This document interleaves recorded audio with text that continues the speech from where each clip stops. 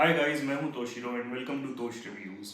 क्या आपको याद है इंडिया में 2020 में लॉकडाउन लगा था कोविड-19 के रेस्ट्रिक्शंस के चलते, जिसमें काफ़ी लोगों को तकलीफें हुई थी। लोगों के पास में जॉब की सिक्योरिटी नहीं थी, कोई गारंटी नहीं थी कि वो पैसे कमा पाएंगे कि नहीं कमा पाएंगे, कुछ खा पाएंगे कि नहीं खा पाएंगे। और इसमें सबसे ज़्यादा तकलीफ हुई थी उन लोगों को जो दूसरे छोटे गांवों से आए थे बड़े शहरों में काम करने के लिए। और ये लोग रहते थे एक छोटे से शायद 100 स्क्वायर फीट के रूम में 7-8 अलग लोगों के साथ में, ताकि ये लोग ज़्यादा से ज़्यादा पैसे बचा सके और अपने घर में भेज सके। जब ये लॉकडाउन पड़ा तो इनके पास में ना कमाई का कोई साधन रहा, ना इनके पास में भाड़ा भरने के लिए पैसे रहे, ना खुद को खिलाने के लिए पैसे रहे और ना घर पे भेजने के लिए।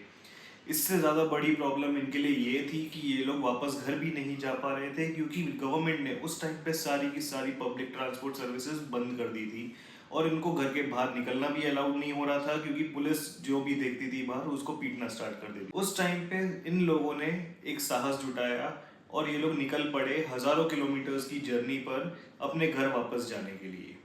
काफ़ी लोग अपने घर पहुंचे, काफ़ी लोग नहीं पहुंचे। और एग्जैक्टली यही स्टोरी है नीरज खैवान की लेटेस्ट मूवी होम बाउंड की।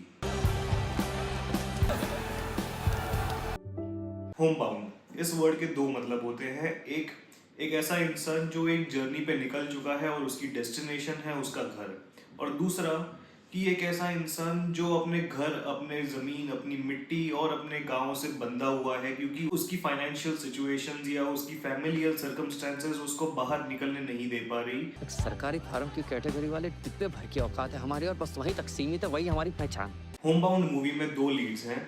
ईशान खट्टर जो कि एक मुस्लिम लड़के का रोल प्ले कर रहे हैं, और दूसरे हैं विशाल जेठवा जो कि एक दलित हिंदू लड़के का रोल प्ले करते हैं। और दोनों ही काफ़ी गरीब फैमिली से आते हैं और काफ़ी डिस्क्रिमिनेशन अपनी लाइफ में इन्होंने देखा होता है।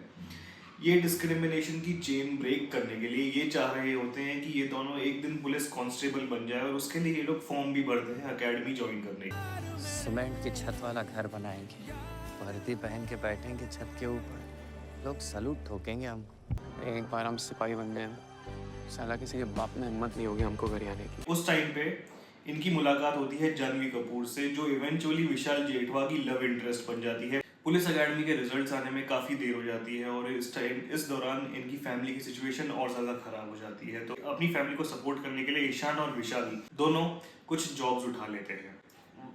ईशान खट्टर एक वाटर प्यूरिफायर की कंपनी ज्वाइन कर लेते हैं, वेराज विशाल वो चले जाते हैं सूरत अपनी फैमिली को सपोर्ट करने के with whatever money he can earn. Eventually Ishaan अपनी वाटर प्यूरिफायर वाली जॉब छोड़ देते हैं, क्योंकि उनको कंपनी में काफ़ी डिस्क्रिमिनेशन और जिल्लत सहन करनी पड़ती है जो उनसे बर्दाश्त नहीं हो पाती। चंदन कुमार ही है सर। गोत्र मोहम्मद शोएब। जी सर। हमारा बॉटल अंदर करो। और वो विशाल को ज्वाइन कर लेते हैं सूरत में।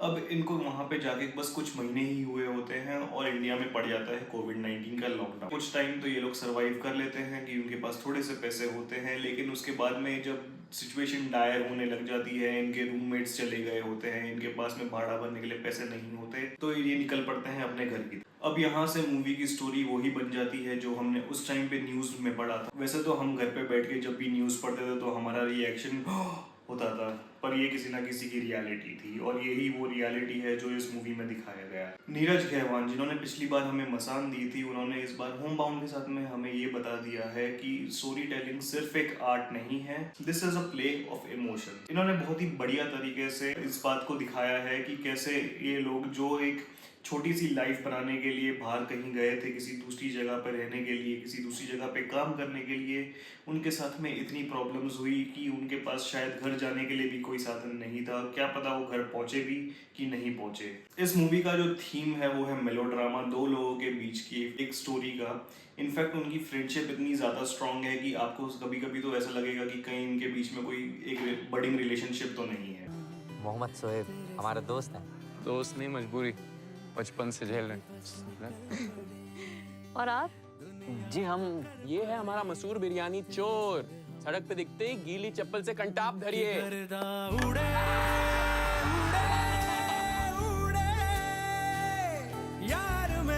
जानवी कपूर का कैरेक्टर इस मूवी में ज़्यादा इम्पोर्टेंस नहीं रखता है। अगर इनफैक्ट वो कैरेक्टर नहीं भी होता तो भी इस मूवी के आउटकम में कोई डिफरेंस नहीं होता। विशाल जेठवा का एक लव इंटरेस्ट उन्होंने जरूर प्ले किया है, उन्होंने एक्टिंग भी कुछ ऐसी खास नहीं की।